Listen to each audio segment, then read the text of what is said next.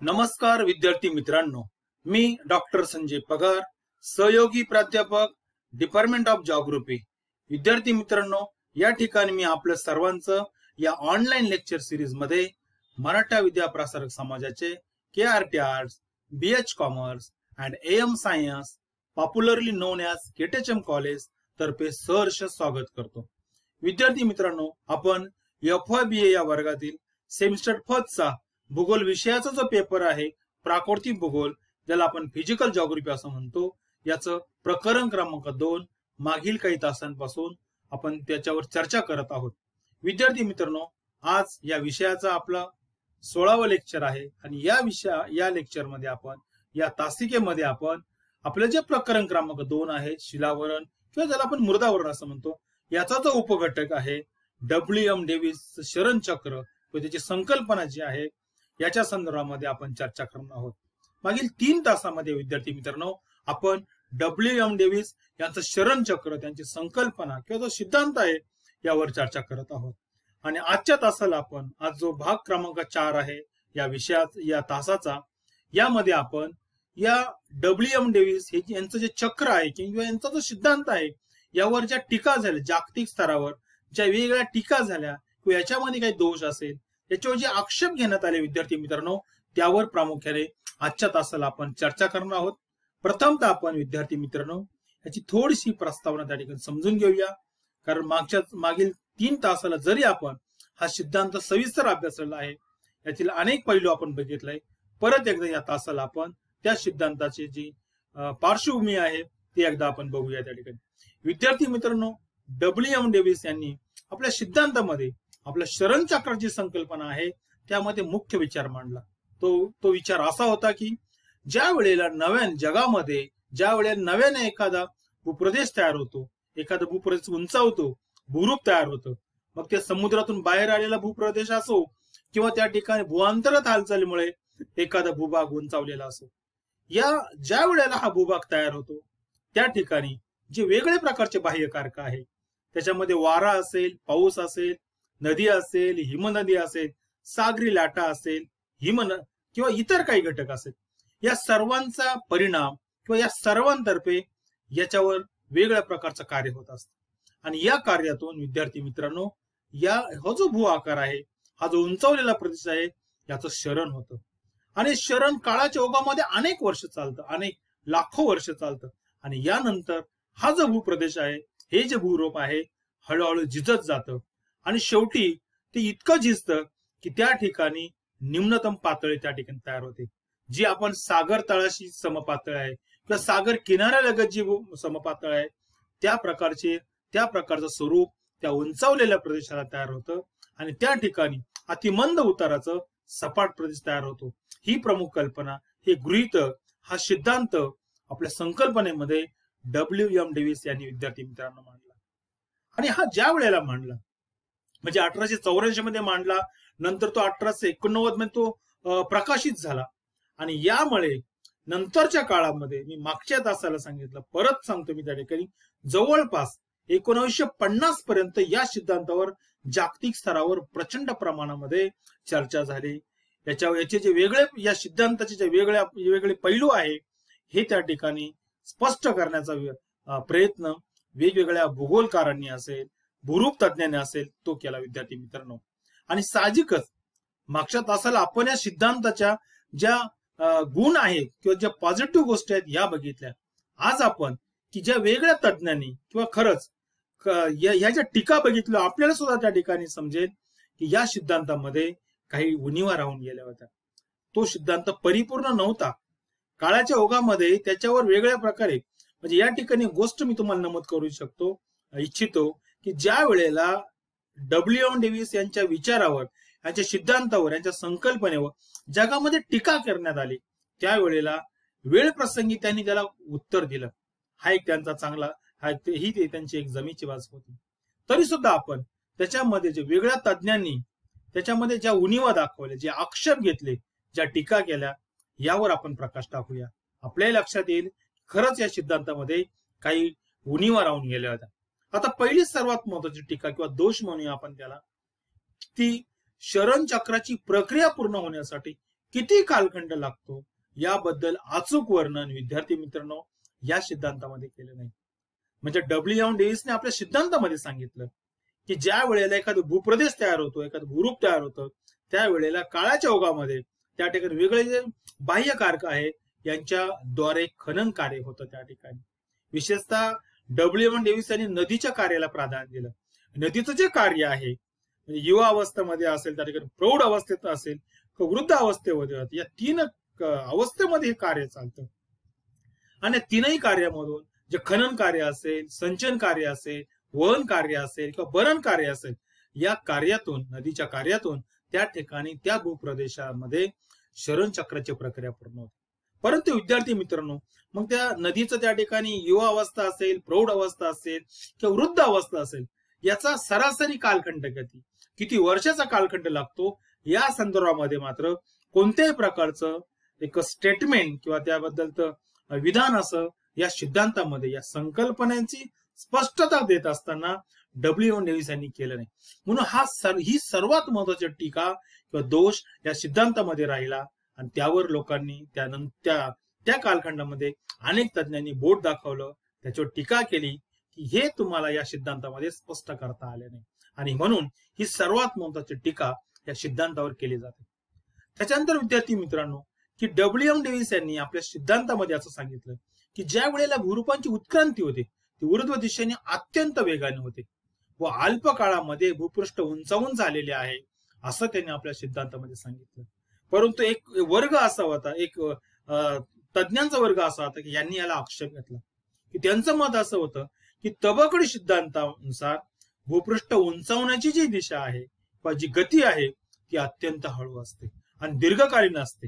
आणि म्हणून की आपल्या सिद्धांतामध्ये डब्ल्यू. डेव्हिसने जे सांगितलं की ऊर्ध्व दिशेने अत्यंत वेगाने होते आणि अल्प काळात होते, ह्या प्रमुख गोष्टीला त्या तज्ञांनी विरोध केला. आणि त्यांचं मत असं होतं की तबकडी सिद्धांतामध्ये नंतरच्या काळामध्ये हे स्पष्ट मानलं गेलं की ही प्रक्रिया करण्यासाठी ही भूपृष्ठ उंचवण्याची जी प्रक्रिया आहे ती अत्यंत हळूवार होते की आपल्या लक्षात सुद्धा येत नाही की त्या ठिकाणी ती प्रक्रिया चालू आहे आणि त्याला खूप कालावधी, दीर्घकाळ लागतो त्या ठिकाणी.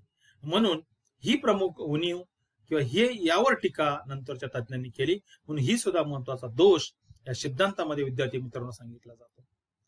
त्याच्यानंतर सर्वात महत्वाची तिसरी महत्वाची टीका आहे शरण प्रक्रिया जी आहे, ज्याला आपण इरोजन प्रक्रिया म्हणतो, की यामध्ये डब्ल्यू. डेव्हिस यांनी नदीच्या कार्याला किंवा बाह्य कारकांना विशेष त्या ठिकाणी प्राधान्य दिलं आहे. ते स्पष्टीकरण देत असताना त्यांचा वारंवार उल्लेख केला आहे. पण विद्यार्थी मित्रांनो या सिद्धांतामध्ये एक सर्वात महत्वाची उणीव राहिली की शरण कार्य हे इतरही घटकांच्या माध्यमातून होतं. विशेषतः मानव जे वेगळ्या प्रकारच्या आर्थिक क्रिया करतो, जे वेगळ्या प्रकारचे सायन्स अँड टेक्नॉलॉजीचा वापर करून वेगळ्या प्रकारच्या त्या ठिकाणी भूप्रदेशामध्ये आपलं कार्य करत असताना, आपल्या वेगळ्या प्रकारच्या गरजा पूर्ण करत असताना या प्रदेशावर अप्रत्यक्ष व प्रत्यक्षपणे त्या ठिकाणी खनन कार्य करत असतो, शरण कार्य घडवून आणत असतो. आणि मानव हा सर्वात महत्वाचा ऍक्टिव्ह घटक आहे. याचा विचार मात्र कुठंतरी होणं गरजेचं होतं. हा विचार डब्ल्यू. डेव्हिस यांनी आपल्या सिद्धांतामध्ये केला. ज्या वेळेला विद्यार्थी मित्रांनो आपण खाणकाम करतो, आफ्रिका खंड असेल, ऑस्ट्रेलिया असेल, अमेरिका असेल, या ठिकाणी 1 किलोमीटर पेक्षाही अधिक खोल खाणकाम झालेलं आहे. प्रचंड प्रमाणामध्ये या ठिकाणी खाणकाम व्यवसायातून हे खोदकाम केलं जातं किंवा त्या बऱ्याच ठिकाणी आपण बोगदे खोदतो. त्या ठिकाणी म्हणजे रस्ते तयार करत असताना, पूल तयार करत असताना, डोंगर असेल त्या डोंगराच्या मधून आपण त्या ठिकाणी बोगदे खोदून रेल्वे मार्ग किंवा रस्ता मार्ग तयार करत असतो. कोकण रेल्वेमध्ये तो आपण बघितलं असेल की 70 पेक्षा अधिक बोगदे आपण कोकण रेल्वे तयार करत असताना तयार केले आहेत. आणि विद्यार्थी मित्रांनो की मानव हा सर्वात महत्वाचा घटक आहे. लाकूडतोड सारखे व्यवसाय असेल त्या ठिकाणी किंवा इतर वेगळ्या प्रकारच्या क्रिया असेल त्या ठिकाणी, की रस्ता बांधणं असेल त्या ठिकाणी किंवा विहीर खोदणे असेल किंवा धरण बांधणे असेल, वेगळ्या प्रकारचे प्रकल्प आपण तयार करतो. याद्वारे सुद्धा या मानवाच्या प्रक्रियेद्वारे विद्यार्थी मित्रांनो मोठ्या प्रमाणात शरण कार्य होत असतं. आणि याचा कुठंतरी उल्लेख, त्याचा संदर्भ डब्ल्यू. डेव्हिस यांनी देणं गरजेचं होतं. मात्र अशा प्रकारचा कोणताही संदर्भ त्यांनी आपल्या सिद्धांतामध्ये दिला नाही. म्हणून ही प्रमुख दोष म्हणा, ही जी टीका आहे नंतरच्या काळामध्ये वेगळ्या तज्ञांनी केली आणि याच्यामध्ये तथ्य आहे. कारण खरंच आज जर आपण बघितलं आपल्या आजूबाजूच्या परिसरामध्ये पर्यावरणामध्ये जर बघितलं तर मानवानं प्रचंड प्रमाणामध्ये हे जे नैसर्गिक पर्यावरण आहे त्याच्यामध्ये हस्तक्षेप केलेला आहे, त्याच्यामध्ये परिवर्तन घडून आणलेलं आहे. आणि हे परिवर्तन घडत असताना प्रत्यक्ष अप्रत्यक्षपणे प्रचंड प्रमाणामध्ये शरण कार्य सुद्धा मानवाद्वारे केलं जात असतं. म्हणून याचा उल्लेख, याचा संदर्भ देणं गरजेचं होतं. हा डब्ल्यू.एम. डेव्हीच्या सिद्धांतामध्ये आला नाही, म्हणून ही एक टीका विद्यार्थी मित्रांनो या सिद्धांतावर केली जाते. पुढची महत्वाची टीका या सिद्धांतावर केली जाते ती म्हणजे की भूपृष्ठ उंचावण्याची जी प्रक्रिया आहे ती पूर्ण झाल्यानंतरच शरण प्रक्रिया सुरू होते, असं डब्ल्यू.एम. डेव्हिस यांनी आपल्या सिद्धांतामध्ये सांगितलं. पण विद्यार्थी मित्रांनो हे निसर्गाला धरून नाही. कारण का की तोपर्यंत निसर्ग वाट बघेल का? तोपर्यंत शरणाचं कार्यच होणार नाही का? भूप्रदेश उंचवण्याची प्रक्रिया पूर्ण झाल्यानंतरच शरण प्रक्रिया सुरू होईल याच्यामध्ये तथ्य नाही. कारण हे निसर्गाचं कार्य अविश्रांतपणे चालू असतं आणि हे कार्य अविश्रांत चालू असल्यामुळं दरवेळेला भूप्रदेश उंचावल, त्या ठिकाणी एक उंच भूरूप तयार होईल, नंतर शरण कार्य चालू होईल. याला विशेषतः तज्ञांनी विरोध केलाय. म्हणून ही सुद्धा टीका एक महत्वाची मानली जाते की या टीकेमध्ये सांगितलं गेलं की भूपृष्ठ उंचावण्याची जी प्रक्रिया आहे ती पूर्ण झाल्यानंतरच शरणाची प्रक्रिया सुरू होते. या वाक्याला विद्यार्थी मित्रांनो नंतरच्या काळामध्ये विरोध झाला, म्हणून ही सुद्धा एक महत्वाची टीका मांडली जाते. त्याच्यानंतर पुढची जी टीका आहे, सर्वात महत्वाची टीका आहे, म्हणजे वेगवेगळ्या तज्ञांनी ज्या टीका केल्या त्याच्यामध्ये ही एक सर्वात महत्वाची टीका आहे की डब्ल्यू.एम. डेव्हिस यांच्या मते की दीर्घकाळ भूपृष्ठ स्थिर राहिल्यानंतर शरण चक्र पूर्ण होते. विद्यार्थी मित्रांनो हे डब्ल्यू.एम. डेव्हिसने जे गृहीतक धरलं, जे अझम्पशन मांडलं ते विद्यार्थी मित्रांनो सत्य नाही. कारण आपल्याला माहिती आहे, आपण वेगनरचा भूखंड वन सिद्धांत बघितला, तबकडी सिद्धांत आहे, या दोन्ही सिद्धांतामध्ये एक गोष्ट सांगितली आहे की या ज्या तबकड्या ज्या आहे, हे जे भूखंड आहे, वेगवेगळ्या प्रकारचे भूखंड आहेत, ह्या भूखंडांची हालचाल ही सतत होत चालते त्या ठिकाणी. त्याच्यामुळं संपूर्ण भूप्रदेश कायमस्वरूपी स्थिर राहील हे शक्य नाही. सागर तळाचं सुद्धा प्रसरण होत असतं त्या ठिकाणी आणि या तबकड्या एकमेकाला घसरत असतात, स्पर्श करत असतात, एकमेकाला घर्षण करत असतात. त्यामुळे साहजिकच त्या ठिकाणी वेगळ्या प्रकारच्या प्रक्रिया घडून येतील. त्या ठिकाणी भूपृष्ठ, त्या ठिकाणी भूप्रदेश त्याच्यामध्ये व्हायब्रेट होईल, त्या ठिकाणी त्यामध्ये कंपमान होईल, भूकंप असेल, ज्वालामुखी असेल, अशा प्रकारच्या प्रक्रिया घडतात. आणि म्हणून ज्या वेळेला या तबकडी सिद्धांतामध्ये जे सांगितलं त्याप्रमाणे या तबकड्या काळाच्या ओघामध्ये या एकमेकांपासून सावकाश त्यांच्या हालचाल होत आहे आणि ही हालचाल होत असताना त्यांची टक्कर होऊ शकते, त्यांचा स्पर्श होऊ शकतो एकमेकाला. आणि या काळामध्ये विद्यार्थी मित्रांनो तेथील भूपृष्ठ स्थिर राहणं शक्य नाही. नक्कीच त्या ठिकाणी काही प्रमाणामध्ये घडामोडी होतीलच त्या ठिकाणी. आणि म्हणून ही जी प्रक्रिया आहे दरवेळेला शरण चक्राची प्रक्रिया पूर्ण होईलच असं नाही. जरी डब्ल्यू.एम. डेव्हिसने सांगितलं की पूर्ण होते, परंतु विद्यार्थी मित्रांनो अशा प्रकारचं उदाहरण क्वचितच आपल्याला कदाचित जगामध्ये झालेलं दिसून असेल. जरी डब्ल्यू.एम. डेव्हिसने सांगितलं तरी मित्रांनो की वेगनरच्या सिद्धांतामध्ये असेल, नंतरचा तबकडी सिद्धांत असेल, याच्यामध्ये जे सांगितलं, मी मागच्या वेगनरच्या खंडवन सिद्धांतात स्पष्ट करताना आपल्याला सांगितलंय की भारतामध्ये सुद्धा आपण जो दख्खनचा भाग जो आहे तो अत्यंत स्थिर मानत होता.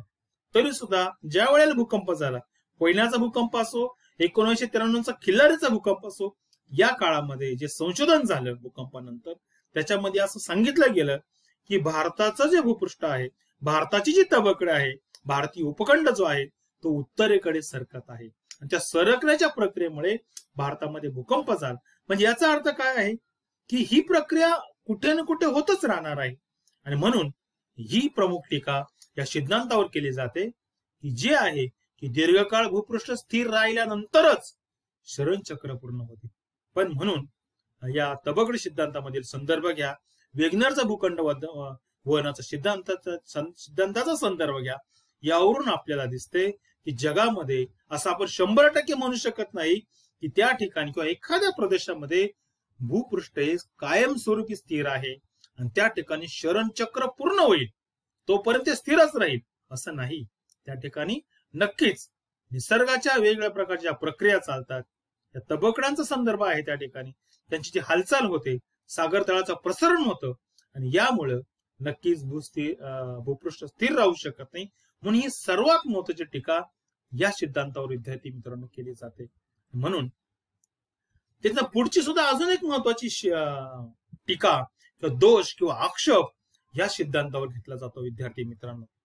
विज्ञान डब्ल्यू.एम. डेव्हिस यांनी ज्या वेळेला आपली संकल्पना मांडली, शरण चक्राचा सिद्धांत मांडला, त्यावेळेला त्यांचा संदर्भ होता की विशेषतः समशीतोष्ण हवामानाच्या प्रदेशामध्ये नदीचं कार्य प्रामुख्याने आपल्याला आढळतं आणि याच कार्याचा विचार डब्ल्यू.एम. डेव्हिस यांनी आपल्या सिद्धांताचं स्पष्टीकरण देत असताना संदर्भ म्हणून दिलेला आहे. पण विद्यार्थी मित्रांनो, प्रश्न असा आहे की जगामध्ये सर्वच प्रदेशामध्ये नद्या असतीलच, त्यांचं कार्य इतकं ऍक्टिव्ह असेल असं नाही.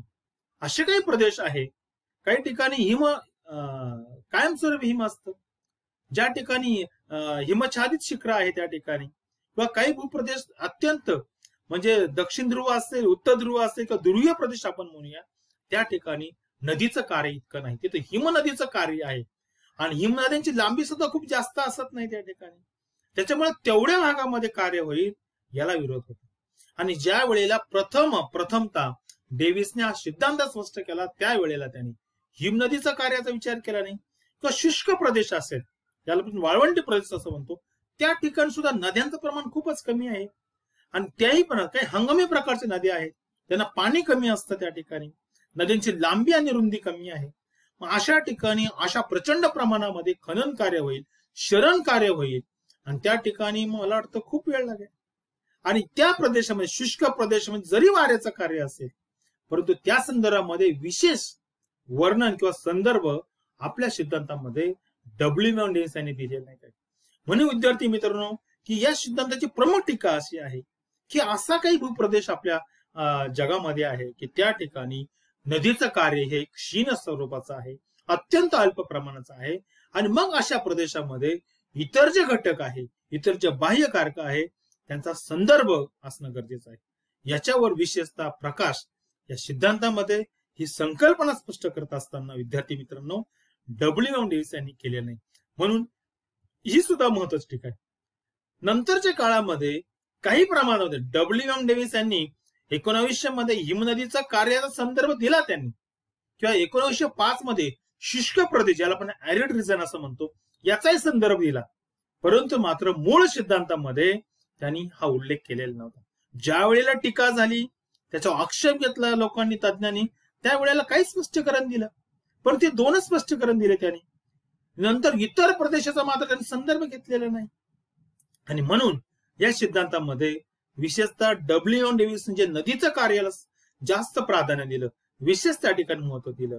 आणि इतर जे कारक आहे, बाह्य कारक आहे किंवा इतर हवामानाचा प्रदेश जे आहे, त्या ठिकाणी एखाद्या प्रदेशामध्ये भूपृष्ठ उंचवल्यानंतर त्या ठिकाणी शरण चक्राचं कार्य कसं चालतं, कसं ते पूर्ण होतं, ते कोणते बाह्य कारक आहेत, कशा स्वरूपात ते कार्य होतं, याचा मात्र सविस्तर माहिती किंवा संदर्भ आपल्या सिद्धांतामध्ये डब्ल्यू.एम. डेव्हिस यांनी दिलेला नाही. म्हणून ही सर्वात महत्वाची टीका विद्यार्थी मित्रांनो या ठिकाणी केली जाते. त्याच्यानंतर पुढची जी टीका आहे ती या सिद्धांतावर केली जाते. विशेषतः अल्बर्ट पेंग हे सुद्धा अत्यंत महत्वाचे भूरूप तज्ञ होते, भूगर्भ शास्त्रज्ञ होते. त्या ठिकाणी त्यांनी शरण चक्र सिद्धांत जो आहे, या सिद्धांतामध्ये डब्ल्यू.एम. डेव्हिस यांनी जे 3 घटक सांगितले, त्याच्यामध्ये संरचना असेल, त्या ठिकाणी प्रक्रिया असेल, काल्यावस्था असेल, या तिघांचा संदर्भ दिला. याच्याबद्दल मात्र अल्बर्ट पेंग हे समाधानी नव्हते. त्यांनी विरोध केला, या गोष्टीला विरोध केला. त्यांनी असा प्रश्न उपस्थित केला की याच्या व्यतिरिक्त इतर घटक नाही का, त्याचा काहीच संदर्भ नाही का, या कार्यामध्ये शरणचक्र पूर्ण करण्यामध्ये याचा काही संदर्भ आहे की नाही, याच्याबद्दल त्यांनी आक्षेप घेतला. की भूरूप निर्मितीची प्रक्रिया, तिचा विकास असेल, क्षय किंवा ह्रास असेल, ही इतकी गुंतागुंतीची प्रक्रिया आहे, वेगवेगळ्या भूपृष्ठावरील प्रक्रियेचा तो परिपाक आहे. या सर्वांचा परिणाम होऊन त्या ठिकाणी शरणचक्र हे पूर्ण होत असते. पण मात्र इतर कोणत्याही घटकाचा संदर्भ न देता डब्ल्यू.एम. डेव्हिस यांनी फक्त 3 घटक जे आहे, घटक त्रिम आपण म्हणतो, त्या ठिकाणी संरचना असेल, प्रक्रिया असेल, काल्यावस्था, यालाच विशेष महत्व दिलं. म्हणून त्या काळामध्ये तज्ञांनी या गोष्टीवर बोट ठेवलं आणि ह्या 3 घटका व्यतिरिक्त इतर जे घटक आहेत, मी आता सांगितलं, ही प्रक्रिया इतकी कॉम्प्लिकेटेड आहे, इतकी गुंतागुंतीची आहे की आपण डायरेक्ट स्पष्ट असं म्हणू शकत नाही की फक्त या 3च घटकाचा त्यामध्ये संदर्भ आहे. प्रत्यक्ष अप्रत्यक्षरित्या भूपृष्ठावर वेगळ्या प्रकारच्या प्रक्रिया चालत असतात. इतरही काही नैसर्गिक घटक आहे, त्याचाही परिणाम विद्यार्थी मित्रांनो या शरण चक्रामध्ये ही प्रक्रिया पूर्ण होण्यामध्ये होत असतो. म्हणून याबद्दल सविस्तर जी संदर्भ असेल, त्याचं स्पष्टीकरण असेल, हे जे अपेक्षित होतं नंतरच्या भूतज्ञ जे भूरूपशास्त्रज्ञ होते, यांना या सिद्धांतामध्ये समाधानकारक स्पष्टीकरण मिळालं नाही. म्हणून त्यांनी या गोष्टीवर बोट ठेवलं आणि या सिद्धांताला विरोध केला. म्हणून ही सुद्धा महत्वाची टीका आहे, ती W.M. डेव्हिस यांच्या सिद्धांतावर केली जाते. त्याच्यानंतर विद्यार्थी मित्रांनो, मी आता अप्रत्यक्षपणे सांगितलं, पण एक टीका म्हणून त्या ठिकाणी परत एक वाक्य तुम्हाला सांगतो. ही जी टीका आहे 8व्या क्रमांकाची, पृथ्वीवरील किंवा भूपृष्ठावरील इतरही काही प्रक्रिया आहेत की ज्या प्रक्रियेचा प्रत्यक्ष व अप्रत्यक्ष परिणाम विद्यार्थी मित्रांनो एक शरण चक्र पूर्ण होण्यामध्ये होत असतं. याचा नाममात्र उल्लेख सुद्धा W.M. डेव्हिस यांनी केलेला नाही. मग या अनेक प्रकारच्या प्रक्रिया असेल, विदर्भ प्रक्रिया असेल किंवा आपण ज्याला म्हणूया त्या ठिकाणी लँडस्लाइड असेल त्या ठिकाणी, किंवा भूअंतर्गत प्रक्रिया असेल, या अनेक प्रक्रिया असेल, यांचा प्रत्यक्ष व अप्रत्यक्ष परिणाम विद्यार्थी मित्रांनो हे शरण चक्राचं कार्य पूर्ण होत असतं. म्हणून W.M. डेव्हिस यांनी जे नदीच्या कार्याला विशेष महत्व दिलेलं आहे किंवा शरण चक्राची जे शरणची प्रक्रिया आहे, झीज ही जी प्रक्रिया आहे, मग ते उभे खनन कार्य असो किंवा आडवे खनन कार्य असो, याला जे महत्व दिले, याच्या व्यतिरिक्त इतर ज्या प्रक्रिया आहेत त्याचा संदर्भ किंवा त्याचं विशेष स्पष्टीकरण W.M. डेव्हिस यांनी आपल्या सिद्धांतामध्ये दिले नाही. म्हणून ही सर्वात महत्वाची टीका या सिद्धांतावर विद्यार्थी मित्रांनो केली नाही. इतर ज्या प्रक्रिया आहेत त्याचा सुद्धा संदर्भ घेणं या सिद्धांतामध्ये अत्यंत महत्वाचं होतं. मात्र तसा विचार या सिद्धांतामध्ये W.M. डेव्हिस यांनी केलेला नाही, म्हणून ही टीका आहे. पुढची सर्वात महत्वाची टीका आहे, मी सुरुवातीला सांगितलं की अनेक तज्ञ आहेत. या ठिकाणी 3 तज्ञांचे गट होते, स्टॅलर असेल, हॅक असेल, चोरले असेल. या तिघांनीही एक प्रमुख जी संकल्पना आपल्या सिद्धांतामध्ये स्पष्ट केली, जी पाया होता त्याचा ठिकाणी, त्याच्यामध्ये W.M. डेव्हिस यांनी काय सांगितलं की कोणताही भूरूप जे आहे त्याचं हिस्टॉरिकल इव्होल्युशन या संदर्भात चर्चा केली, त्याची उत्पत्ती कशी होते या संदर्भात सांगितलं होतं. पण मात्र याच गोष्टीवर या तज्ञांनी, स्टॅलरने, हॅक असेल, चोरले असेल, यांनी टीका केली. त्यांच्या मते या संकल्पने हिस्टॉरिकल इव्हॅल्युएशन ऐवजी डायनेमिक इक्विलिब्रियम थेअरी जी आहे ती अधिक या ठिकाणी योग्य आहे. आणि ज्या वेळेला एखाद्या भूप्रदेशामध्ये भूरूपाचा त्या ठिकाणी क्षय होतो किंवा त्या ठिकाणी ह्रास होतो, त्यामध्ये विशेषतः डायनेमिक इक्विलिब्रियम थेअरी याचा महत्वाचा सहभाग आहे. आणि या थेअरीमध्ये जे संतुलन तत्व आहे, म्हणजे भूप्रदेशाचं संतुलन कशा प्रकारे साधलं, म्हणजे तयार होतं निसर्गाच्या नियमाने, कशा प्रकारे ते बॅलन्स केलं जातं. एखादा भूप्रदेश उंचावला असेल, दुसरीकडे भूप्रदेशाची उंची त्या ठिकाणी म्हणजे खनन कार्यामुळे त्या ठिकाणी तो क्षीण झाला असेल, त्या ठिकाणी वजन कमी झाले असेल, तर हा जो इक्विलिब्रियम आहे हा डायनामिक इक्विलिब्रियम थेअरीमध्ये स्पष्ट केला आहे, त्याप्रमाणे साधला जातो. म्हणून एखाद्या भूरूपाच्या स्वरूपामध्ये भूरूपाच्या विकासामध्ये हा जो डायनामिक इक्विलिब्रियम थेअरीमध्ये सांगितल्याप्रमाणे जे तत्व आहे, या तत्वाचा उल्लेख व या तत्वाचा संदर्भ आपल्या सिद्धांतामध्ये ज्या ठिकाणी हिस्टॉरिकल इव्होल्युशनची त्यांनी संकल्पना मांडली, या ठिकाणी स्पष्टीकरण दिलं, त्या ठिकाणी दिलेलं नाही. आणि म्हणून की डायनामिक इक्विलिब्रियम थेअरीचाही विचार या ठिकाणी होणं गरजेचं होतं, असा विचार त्या काळामध्ये मांडण्यात आला. म्हणजे अशा प्रकारे विद्यार्थी मित्रांनो या ठिकाणी जवळपास 9 महत्वाचे जे टीका आहेत, जे दोष आहेत, ज्या उणिवा आहेत, त्या अनेक तज्ञांनी या W.M. डेव्हिसच्या सिद्धांतावर केल्या. आणि त्या खरंच या सर्व टीका जर आपण बघितल्या तर नक्कीच याच्यामध्ये काही प्रमाणामध्ये तथ्य आहे. या टीका बरोबर आहे. याचं पुरेसं समाधानकारक स्पष्टीकरण विद्यार्थी मित्रांनो W.M. डेव्हिस यांना देता आलं आहे. म्हणून विद्यार्थी मित्रांनो या ठिकाणी आपण आजच्या तासाला याच्या टीका ज्या आहेत, या आक्षेप ज्या आहेत, ज्या उणिवा आहेत, जे दोष आहेत, याच्यावर आपण विद्यार्थी मित्रांनो चर्चा केली. मला खात्री आहे की मागील 4 तासापासून सिद्धांत आपण समजून घेत आहोत की प्रत्येक सर्व तास, हे सर्व व्याख्यानं, ही सर्व ऑनलाईन लेक्चर, व्हिडिओ लेक्चर जर तुम्ही परत एकदा काळजीपूर्वक असले तर मला खात्री आहे की संपूर्ण सिद्धांताची पार्श्वभूमी असेल, प्रत्यक्ष सिद्धांत असेल, त्याचे गुण असेल, दोष असेल, हे तुम्हाला नक्कीच समजतील. आणि विद्यार्थी मित्रांनो, या ठिकाणी एक गोष्ट तुम्हाला मुद्दाम उल्लेख करतो की ज्या विविध प्रकारच्या स्पर्धा परीक्षा आहे, या स्पर्धा परीक्षेमध्ये ज्याप्रमाणे वेगनरच्या सिद्धांतावर प्रश्न विचारले जातात, तशाच प्रकारचे प्रश्न हे डब्ल्यू डेव्हिस यांच्या सिद्धांतावर सुद्धा विचारले जातात. आणि म्हणून स्पर्धा परीक्षा असेल किंवा आपली जी ऑनलाईन परीक्षा होऊ शकते किंवा आपल्या जे इतर MCQ प्रश्न असतील त्या ठिकाणी किंवा लेखी परीक्षा, या परीक्षेमध्ये सुद्धा या सिद्धांतावर अनेक प्रश्न येऊ शकतात. आणि म्हणून विद्यार्थी मित्रांनो, हा सिद्धांत तुम्ही काळजीपूर्वक त्या ठिकाणी परत ऐका, त्याच्या नोट्स तुम्ही तयार करा. मी तुम्हाला काही नोट्स देणार आहे त्या ठिकाणी, परंतु तरी सुद्धा आपल्या ज्या सेल्फ नोट्स असतात त्या अत्यंत महत्वाच्या असतात. ज्या वेळेला तुम्ही हा सिद्धांत ऐकतात त्याच वेळेला टिपण काढा त्या ठिकाणी.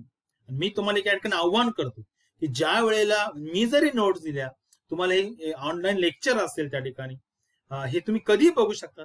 पण विद्यार्थी मित्रांनो, तुम्ही एक नोटबुक तयार करा आणि त्या नोटबुक मध्ये संपूर्ण पहिल्या प्रकरणापासून प्रत्येक घटक असेल, उपघटक असेल, याच्या स्वतःच्या भाषेमध्ये स्वतःच्या नोट्स तयार करा. मी परत तुम्हाला सांगतो की ऑनलाईन काही स्टडी मटेरियल आहे त्या ठिकाणी, काही PPT आहे, विकिपीडिया आहे, याच्यामध्ये किंवा संदर्भ पुस्तक आहेत, या संदर्भ पुस्तकाच्या माध्यमातून तुम्ही तुमच्या नोट्स अपडेट करू शकता. आणि मी सुरुवातीला ज्या वेळेला तुमच्याशी अभ्यासक्रम मी शेअर केला त्यावेळेला मी अनेक संदर्भ पुस्तकाची नावं आपल्याला सांगितले आहेत. त्या सर्वांचा संदर्भ घ्या, स्वतःच्या नोट्स तयार करा. मला खात्री आहे की पहिलं प्रकरण आणि दुसरं प्रकरण तुम्हाला चांगल्या प्रकारे तुमच्या ज्ञानामध्ये भर पडेल, तुमचं ज्ञान वाढेल आणि या विषयामध्ये तुम्हाला चांगल्या प्रकारचे गुण मिळू शकतील, असं मी त्या ठिकाणी आपल्याकडून अपेक्षा व्यक्त करतो. या ठिकाणी आपण थांबूया. परत पुढच्या तासाला आपण नवीन घटकासह परत भेटूया. तोपर्यंत बाय, धन्यवाद.